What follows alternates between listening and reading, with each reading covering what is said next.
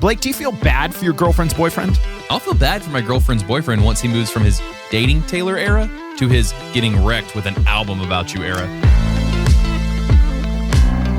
Welcome to the ChurchGear podcast, where we pull the tech out of the booth and onto the stage to share the most outlandish stories and hidden wisdom from the tech trenches. And now, here are your hosts. I'm your host, Blake Hodges, a man who can't believe this publicity stunt with Travis Kelce is still going on. And I'm here with my co-host who actually set those two crazy lovebirds up via his new company, Church Love, Toby Walters. I love this. I'm getting credit finally for the things I'm doing in this world. Yes, I totally introduced Taylor Swift and Travis Kelce. I just want to say publicly that, that was my hand in making that relationship magic happen, or publicity stunt. What do you think, Blake? Because I know you always have an opinion on Taylor's relationships because you wish you were in one of them. No, I have an opinion on him because I'm such a marketing guy that I don't believe any Hollywood relationship. I mean, it's well documented Hollywood did all these fake relationships back in the day and still does. But it's gone for 2 years now. Yeah, I know. That's a long time. And I think we all kind of assumed after the Chiefs won the first Super Bowl, when they were dating, that it was gonna, they're gonna break up after the Super Bowl. But yeah, they're still going. And then we all assumed something was gonna happen at this year's Super Bowl. I know we're a little late to the party talking about this, but what was the over/under on Travis proposing? Oh, I think it was like 700%. If they won, I have no idea. Yeah. I gamble in season. I don't gamble in the playoffs. Yeah. And I mean, it would have been, in my mind, it would have been super weird if he had proposed after they lost. So I don't know if he had if I get a ring, she gets a ring, but if I don't, she doesn't. And so even that, though, is not the basis of marriage. I mean, this is of course it's not the basis of marriage. This is a publicity stunt if I've ever seen one. Blake, what was your party life looking like for this year's Super Bowl? Every year, my whole small group gets together and we all, the guys shout, minus Tyler. Tyler then hangs with the girls. And Tyler's not a football guy? He's just not a football guy, No. I mean, he's built like a football guy. He is the buffest. It'd be a great, running back. Yes, he is so built, or like a tailback or something where he is just punching through the offensive line. You trying to get some Tyler tail? Why are you looking at Tyler's tailback? This year was pretty low key for me with the Super Bowl. We went to one friend's house, as well was our small group, but only one other couple was available. So it's a very low key party. And the agreement, Blake, when you're old, you might get to this point. The agreement was, okay, you can come over to our house and watch the Super Bowl, but you got to leave after halftime.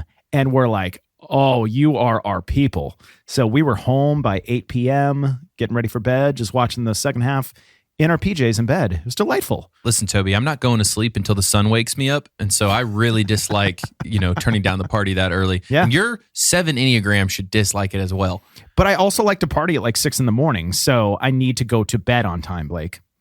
No one's partying at 6 a.m, Toby, except for you and the lighting guru for Bethany Church, Brandon Broussard. Broussard. Brandon Broussard. Brandon, what's the weirdest way people have mispronounced your last name? Broussard. Yeah. Bruce but Harder? I've also heard Broussard and Broussard. Mm-hmm. But yeah. Broussard. That's awesome. How does That's Brandon? What we're all trying not to do. Browse hard. How does Brandon shop for his Black Friday deals? He browses hard. Oh yeah. I like that one. Brandon, welcome to the show. We're very excited because, we'll just drop a little teaser here for our audience that you were at the Super Bowl. You look like you could have been on the offensive line. Like you kind of look like you could be the third Kelce brother. I don't know how tall you are, but sitting on this podcast, you got that man-sized beard going on. Yeah, I'm 6'2", and I could definitely. I played football recreational years ago, but I never did it for like at the collegiate level or anything like that. We're not going to do 5 Truths and a Lie this episode. No. We have a fun segment. Yeah. But Brandon, truth or lie, you have been in at least one Civil War reenactment.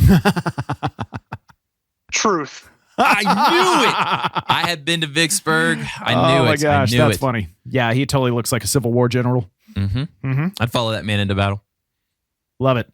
Well, besides playing football and maybe or maybe not for the Chiefs or the Eagles, give us a little... the Confederacy. Or the Confederacy. Football for the Confederacy. Give us a little snapshot of your background in production and church production, kind of where you got started and what led to your role today.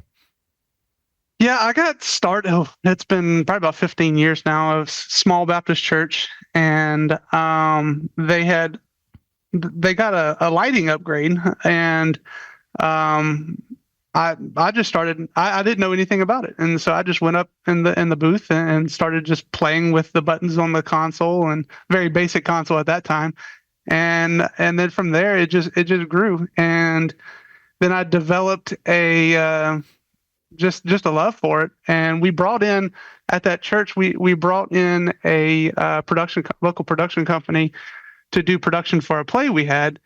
And then after it was over, without even being asked, I just by myself stayed late into the night and just loaded everything up for the company who didn't even know I was doing it. And I lowered all the motors. I figured out what buttons lowered the motors, and then I unhooked everything, rolled it all up, and then from there he started putting me to work on the side. And then fast forward, I move out of that area. I'm now in Baton Rouge, and I freelance lighting, video, and my wife freelances audio, and then and she does audio for Bethany Church. I do lighting, and then it's just grown ever since. Another church production power couple. Yeah, and Brandon, it's good that you didn't pause too long, because you did pause and you're like, I freelance lighting, I freelance video, I freelance my wife. Who does that? Like, there was a pause there. I was like, Brandon, that's illegal. Can you illegal. Freelance marriage? No, you cannot. So when he then said, my wife, who does the XYZ, I was like, okay, good. We're above board here. Yeah. But yeah, it grew from there. And then I think my first football or first sports broadcast doing it was the 2019 season of LSU when they went to the national championship. And then I got in doing that, and then started doing it for the NFL and the New Orleans Saints, and then I did it for the Super Bowl. Okay, so before we get to Super Bowl, I was just curious. So thinking back now on your first moment where you unhooked all the lighting and lowered the motors and put everything away, did you do it right? Sort of. Yeah. So, yeah. I definitely didn't know the proper way to roll cabling back then. And so it was a jumbled mess, but it was a learning experience. And I'm glad that they saw that and started putting me to work. And then that's where I started learning everything. And was that what you did with the Super Bowl there this year, that unbeknownst to the production company, you tore everything down and put it all back on the trucks afterwards? No, that was a large team effort there, and then took about 3 days to get everything out of the building. Okay, so give our listeners just a little purview. So you worked the Super Bowl this year as part of the production team. What was your role? What'd you do? So my role was a utility, which I work right alongside the camera guy. And then we were on the field. I was with Steadicam. But there were 2 Steadicams for the entire game. So we're just constantly running laps around the field and getting shots of players and coaches and staff. So I'm essentially their assistant. And so anything they need, I'm doing cabling and then batteries and things like that. And if they need a break, then I take over the camera. And yeah, we were just the whole night running laps around the field. And I looked at my Apple Watch at the end, and I had ran 10 miles. Whoa! In that single game. So, yeah. You ran way more than the players.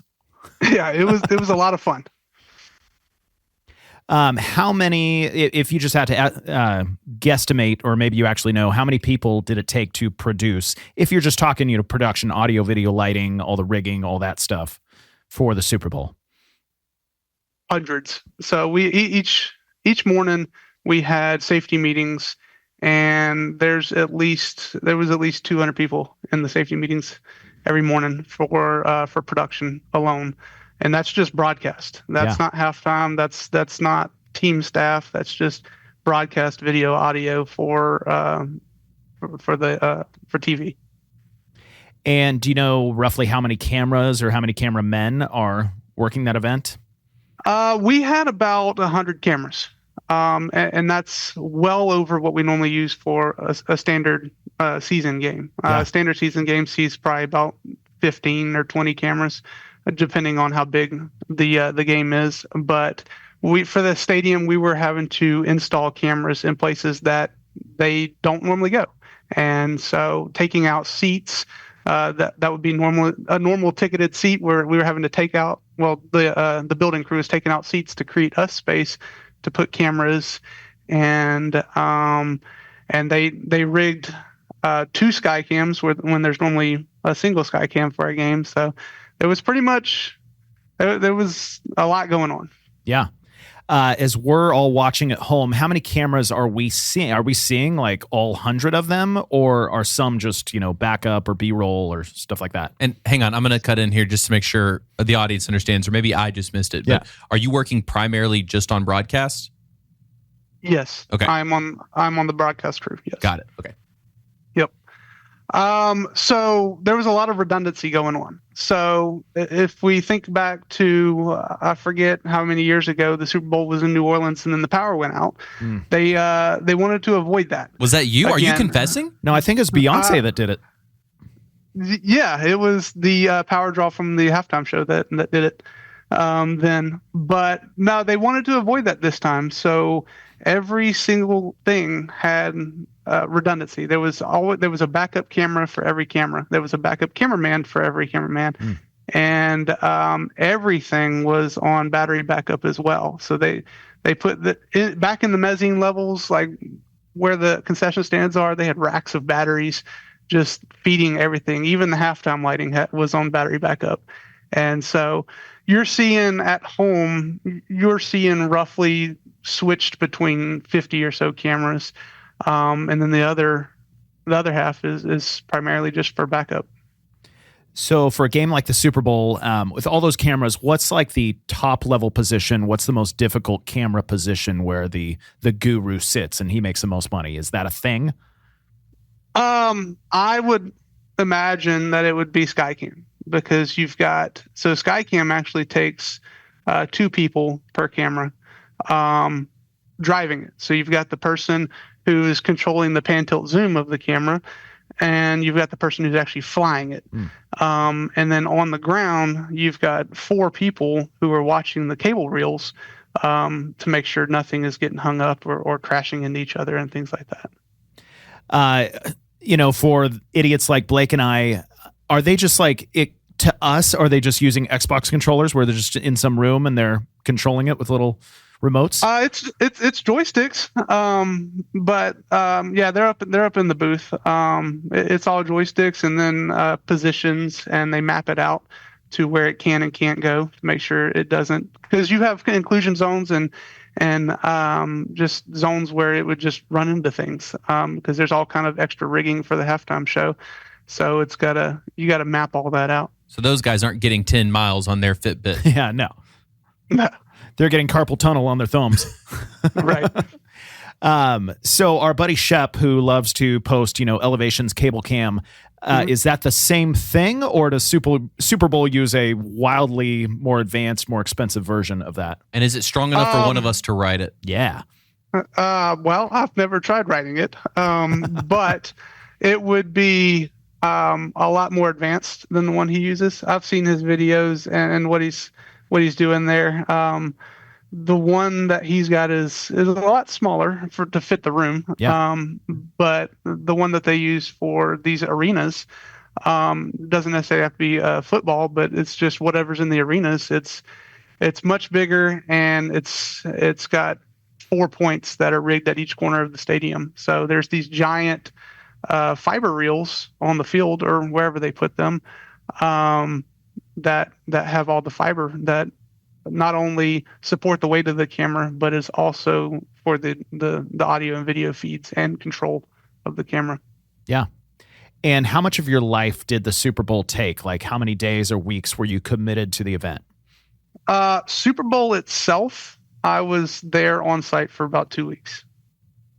And that's, 40-hour work weeks, or are those like 100-hour work weeks?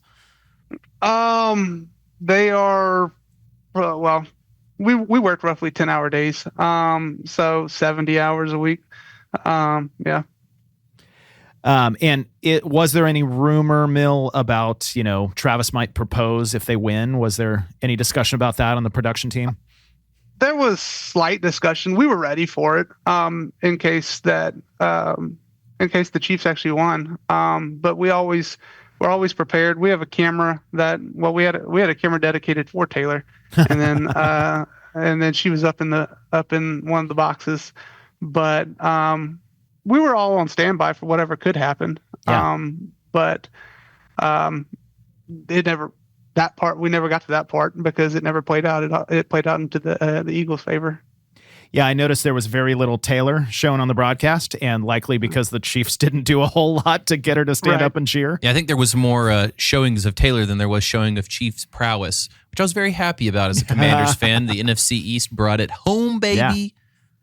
Yeah. So you guys legit had a Taylor cam as part of the team. Is that was that just a static camera on her booth, or is that somebody's position is Taylor cam? Well, it is a static cam, but it is specifically assigned for wherever she's at, for her booth, really. But if she were to leave the booth and go down on the field, say if they would have won, there would have been other cameras picking her up in that moment. But thinking back to all the regular season games, wherever the Chiefs goes, or whenever she's in town for Chiefs games, there's always they started as part of the package that travels. They've been adding a camera specifically for her.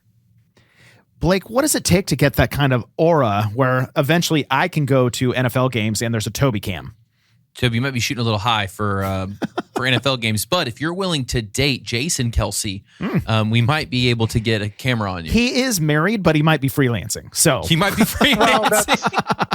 Yeah. I mean, if you were to jump across the barrier and run across the field, you'd have a camera on you. That's a good point. Oh, no, yeah. they used to do that, but don't the cameras specifically not show those things anymore because you're kind of like promoting crime? They are always recording, should I say. Okay. So all right, Blake. If it's bad to promote crime, we should turn these cameras off right now. Whether it makes it to air, that's up to the director. Yeah. But if you were to do it, there's one that will follow you. And do you know anything about the insider information on the wardrobe malfunction that happened with Janet Jackson? Whoa, Toby. As far as what kind of delay exists now because of those whoopsies? Well, the wardrobe malfunction was actually planned, so that was written. You know this for sure? I do. Okay. But yes, nowadays there's at least a 10-second delay to air. And I feel like we just broke some news culturally. What's buried the headline? Yeah. How do you know that the wardrobe malfunction was planned? And is this just some conspiracy theory website that you love to browse hard? Right. No, I mean when you work in these crews and with all these people who were there, there's talks that do come up, but whether or not they were telling the truth or not, I'm not sure. But I do know from multiple sources who I've talked with, they've all confirmed it. Did we just break the biggest news of ChurchGear podcast history? I mean, maybe for us. I'm sure there are stories out there on the internet that will confirm or deny it, just like this. Brandon, I have a dumb question for you. I'm a big football guy, but I know a lot about that, but I don't know about production. So as you're running your 10 miles and shooting stuff, what of that is going up on the screen in the broadcast? Are you getting plays, or are you the guy that's capturing the coach's reaction shots? Tell me a little bit more about that. It varies. It just depends on the moment. If it's we get them both. So plays, and then if it was a big play, and then there's a big reaction for the coach or whatnot, then we'll focus on them. So me and Toby probably watched clips that you yourself were recording. Yeah. Oh yeah. Fun. It's having them. If you go back to the end, watch the end of the Super Bowl. I myself made it to air because I got in at the end whenever whenever all the media was rushing the field to get all these ending shots, I was with the camera who was on the coach. And so if you go back and watch it, I'm in frame. And so you'll see me on air. Nice. Man, we try to pull the tech out of the booth and put him onto the stage for this podcast, but he got on the biggest stage in the world at the Super Bowl. Yeah. So, Brandon, for the self-proclaimed tech nerds of our listening audience, talk to us just logistically about the gear. Like, what are you guys using for cameras, switching, like all that fun stuff that tech guys are curious about? A lot of it is Canon camera bodies, and actually, let me back up on that.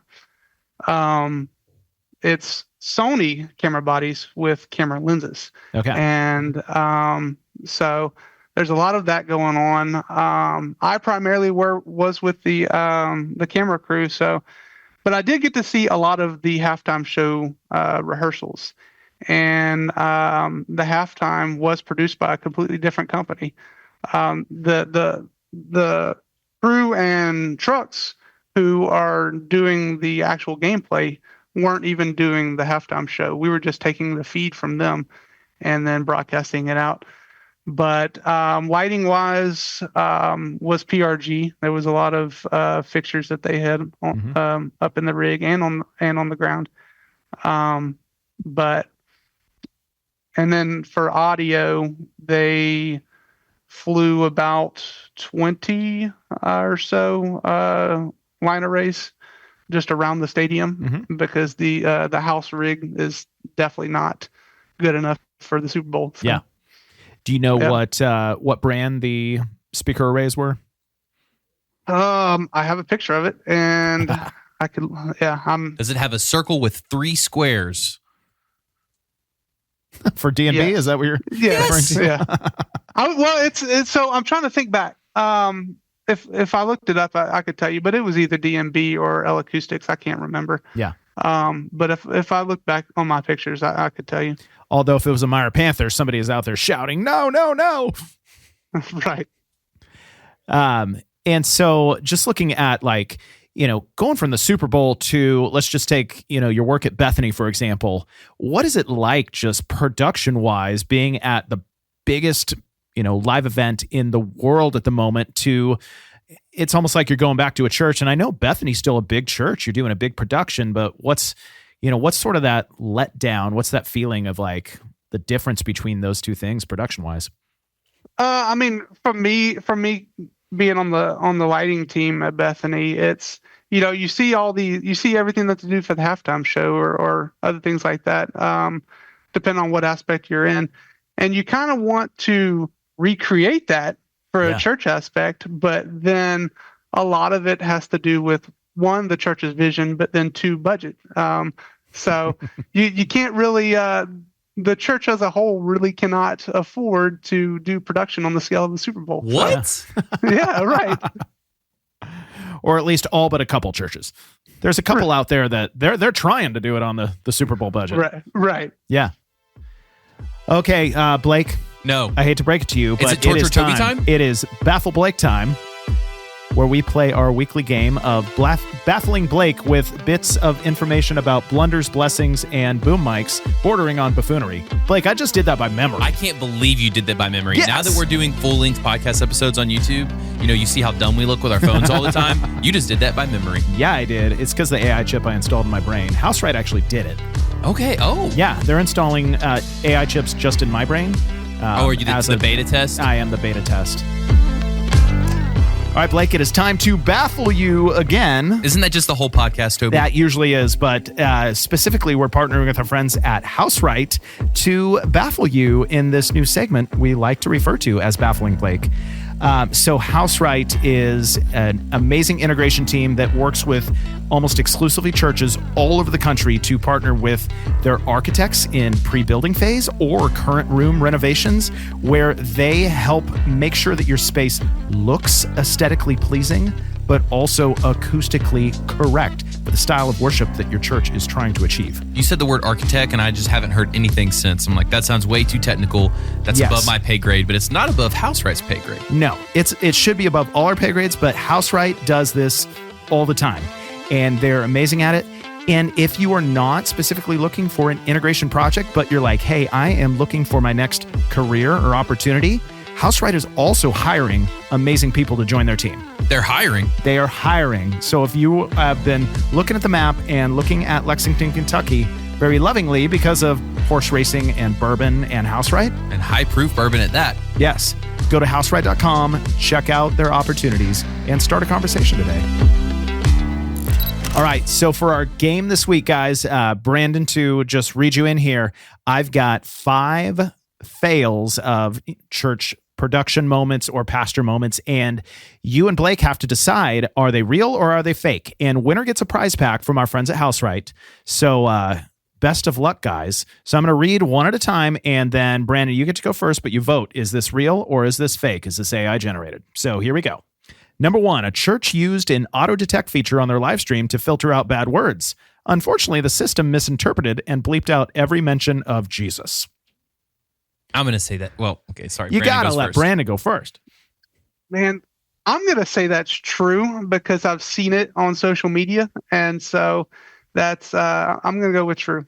Okay, Blake? You know, some people, and I'm very mad at them when they do this, they use Jesus' name as a cuss word. So I could see how that could maybe happen. Yeah. But I'm going to say that's AI. I'm going to say it's fake. Okay, it is true. Brandon, you are on the board.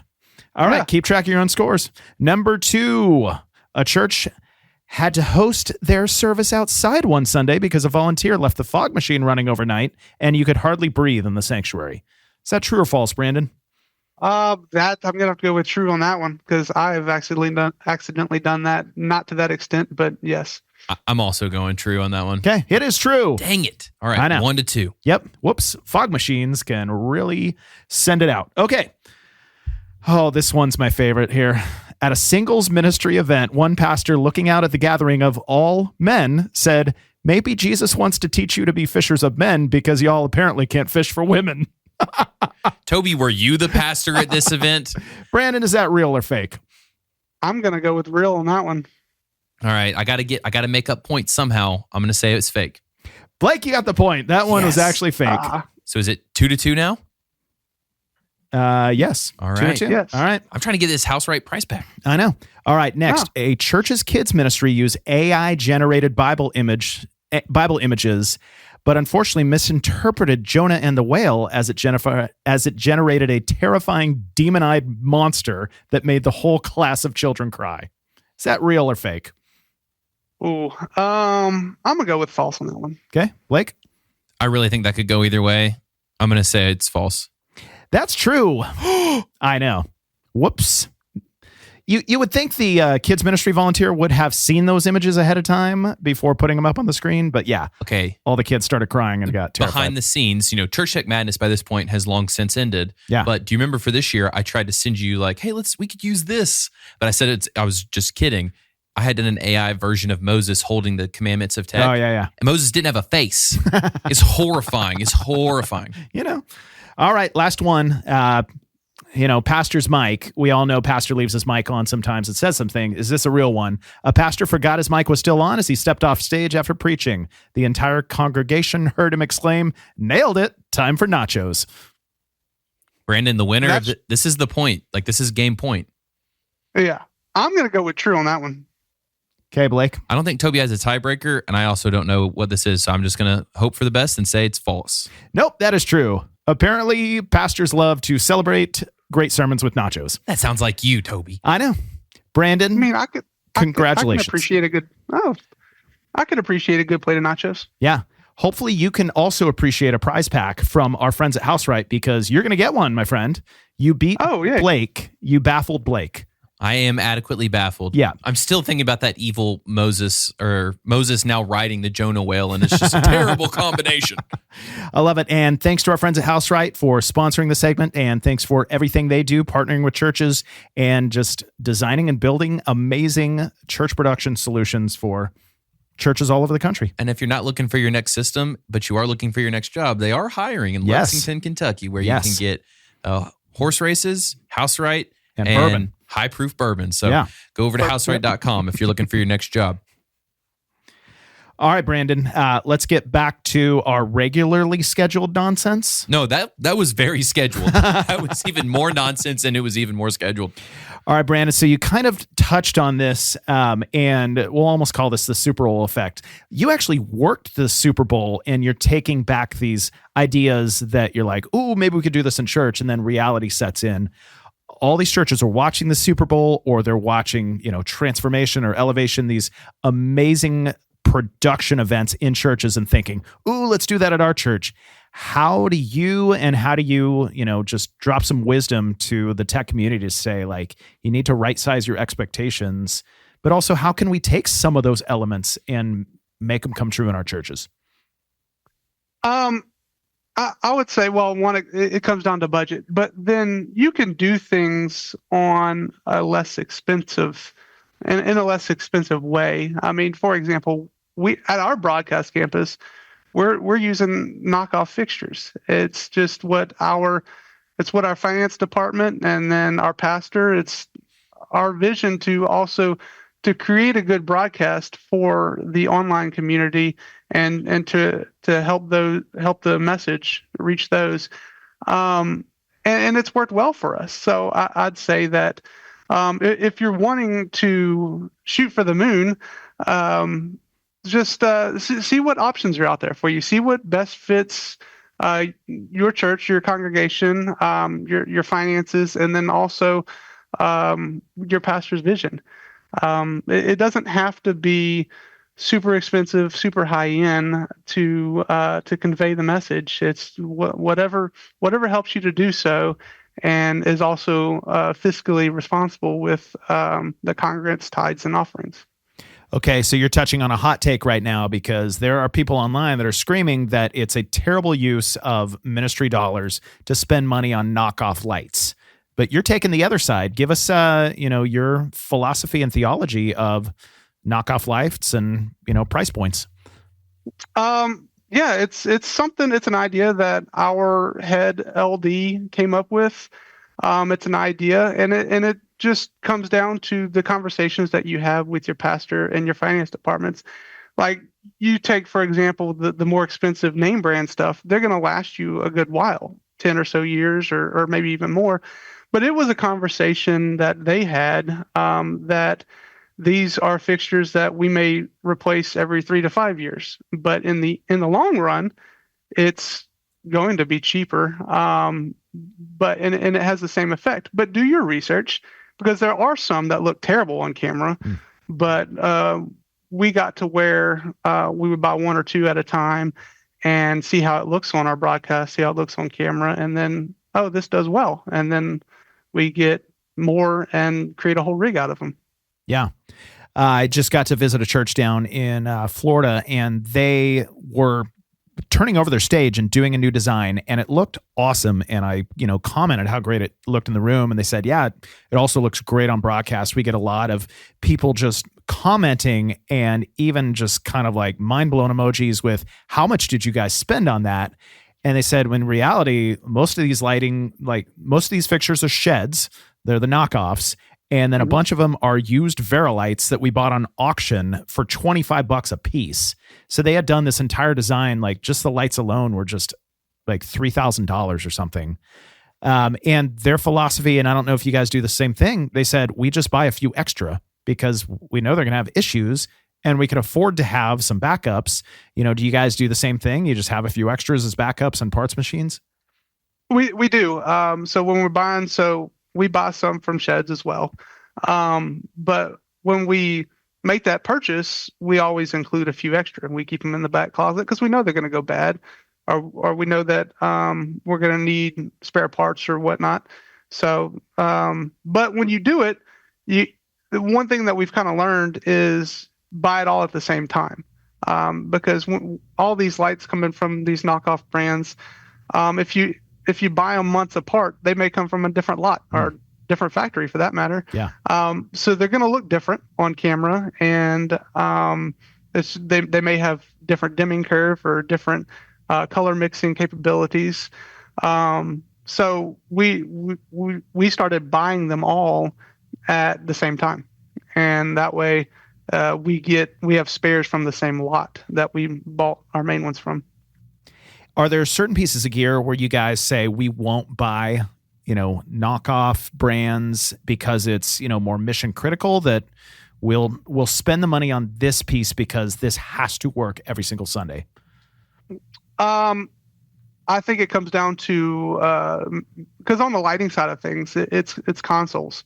So we do get the name brand consoles, or because that's something that you can afford to go down. Your lights, yes, in a way, whether it be you throw in a spare between services or whatnot.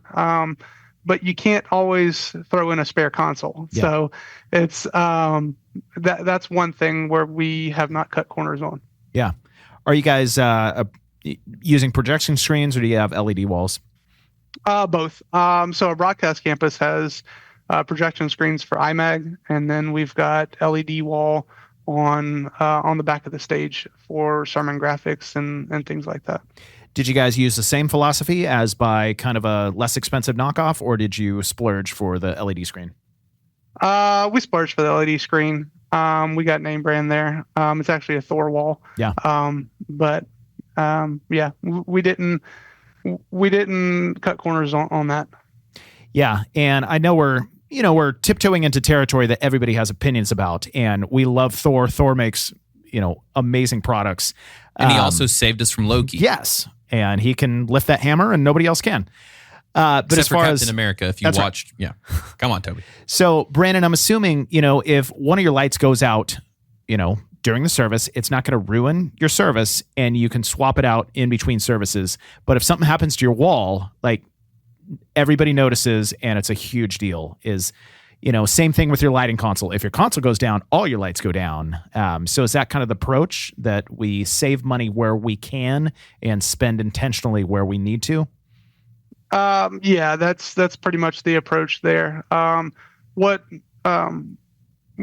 We cut corners where we can, where it's not going to actually have an effect, or where people really won't notice, but things that are going to make people notice is things where we don't cut corners. Yeah. I like this discussion, Blake. Before we ask him for a tech takeaway, is there more insider information you were hoping to get about the Super Bowl, Blake? I do have just a heart question for you on the Super Bowl, because I tell people it's funny when you get the thing you always wanted and then you realize it wasn't as cool as you needed it to be. So, what was that like for you when you finally worked the Super Bowl? I mean, people joke, this is such and such a Super Bowl. You literally did the Super Bowl. So, did it meet your expectations? Did it kind of let you down? Was it a mix of both? No, it met and exceeded my expectations. But, of course, I had been looking forward to it for probably 3 to 4 years, because that's how far in advance I kind of knew about it. And for real? You knew you were going to work it 3 or 4 years in advance? No, I knew it was going to be in New Orleans, but I didn't know who got the broadcast contract until about a year in advance. So I knew I was going to be on it a year out. But yeah, I had been looking forward to it, and then it's surreal being down there on the field. It's kind of like your Super Bowl moment, and but it's. At the end, it was confetti and chaos, and just everybody just taking pictures. And I was living in the moment too. I was picking up confetti. I got a bag full of confetti myself, and then I was taking pictures on the field and things like that. And then 3 days of teardown. Right. Yeah. And who were you rooting for? I was kind of, on the fence, but I kind of wanted to. In one hand, I wanted the Eagles to pull it off, but on another hand, I wanted Chiefs to do that 3-peat. So that was one thing that we were all talking about backstage. It's like, what are we going to do if it's an actual 3-peat? And then, but yeah. I have another one now. Was the nervousness of man, I got to do this right. It's a Super Bowl. Was that higher, or was just your excitement and giddiness? I'm at the freaking Super Bowl. Which hit you harder? I think well, the geez, I can't talk. Nervousness was there, but I kind of get that way with every show that I do, whether it's football, whether it's LDing concerts or corporate events, things like that. I kind of get that way until show starts. And then once show starts, it's just go time, just living in the moment and just going with either the script or just whatever needs to be done. Love it. Anything else, tickling your brain, Blake, that you want to know about before we get to How close did you get to Taylor Swift? I did not. I didn't get close to her. Well, she didn't come down to the field. Yeah. But she was up in a booth the whole game, the whole night, really. In fact, after the game, Travis went up to the booth with her. So I never got too close to her. Yeah. A little anticlimactic for the Taylor Travis camp, Yeah. Toby, did I have a stroke? You keep saying tech takeaway, but we haven't asked him about a disaster story yet. Oh my gosh. And that would be a disaster to skip that. You're darn right, Brandon, Blakey. have you ever had a disaster happen in tech, whether it be a church, a Super Bowl, or, at this very podcast right now that you could tell us about what went wrong and how did you address it? Well, in church, mid-service, I have set off the fire alarm multiple times with the haze machine, and so fire department always has to show up. We always have to evacuate, and so it's never a fun time. So that's always a terrible thing to do, but it happens accidentally. Especially one Sunday, I was trying out a new hazer, and then that's a key thing to do. If you're going to try things out, try it in the beginning of the week. Yeah. But I was trying it out day of, and so middle it was a thicker haze, and fire alarm did not like it, and so yeah. So you got a new thing, and you hazed it, and then bad things happened. So he was literally hazing them. He was hazing the hazer? He was hazing the hazer? Yeah, that was a real stretch there, but, it was kind of cute. He was hazing the hazer. I mean, come on, it doesn't get better than that. Maybe the hazer was hazing him. Ooh. Now, that's the turn I like. That's meta right there. That's meta. That's a pretty good takeaway. Brandon, if you were going to give us a tech takeaway that you'd share to a room full of production people, what would you say?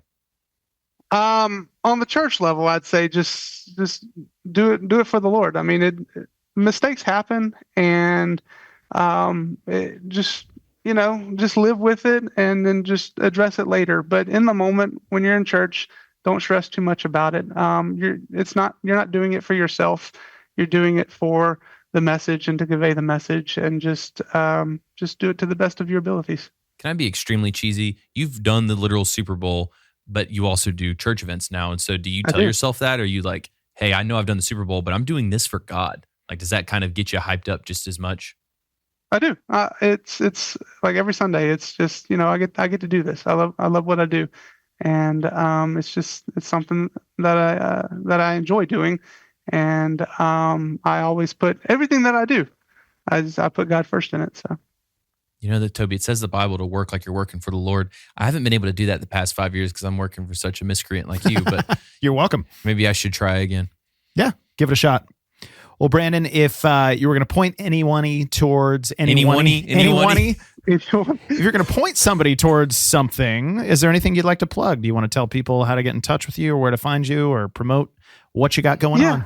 I mean, I'm on Facebook. I'm on Instagram. If anybody has any questions, feel free to reach out, whether it's lighting design questions or just want to talk in general. I'm there, and people reach out all the time too. So I'm always available if anybody has any questions. Or your new coffee shop, Broussard. I like that. I like that. Yeah. His logo can be the beard. Yep. The Civil War beard. So fun fact is I don't like coffee. It's okay. We can't all be perfect. I don't drink coffee. Brandon, you're in a rare, breed of tech people. You have done the Super Bowl. That's a rare camp in and of itself. Yeah. But you're a tech person who doesn't like coffee. I mean, and who played football. That's not very common in our production community as well. There has to be less than like 4 other people in the country that can say all of that. Yeah. You're a unicorn. And Brandon, we love unicorns, so we really appreciate you coming on the pod, man. Yeah. Thank you for having me. Thanks for hanging out with us. We hope to see you back next week for more absurd stories, tech takeaways, and overall buffoonery here at the ChurchGear Studios. All right, Blake. So what are you going to propose to me? What's the over-under on that? Toby, I propose that you be my sugar daddy. I feel like I am. I pay your salary. Can you be my sugar daddy times 2? I'm more like your stevia daddy. It's like, I don't pay you as much as you can call us sugar, so it's kind of a knockoff. And if you like that joke, like Blake is, hysterically laughing in the corner, and go ahead and share this episode with a friend and this moment, and maybe you could be their stevia daddy.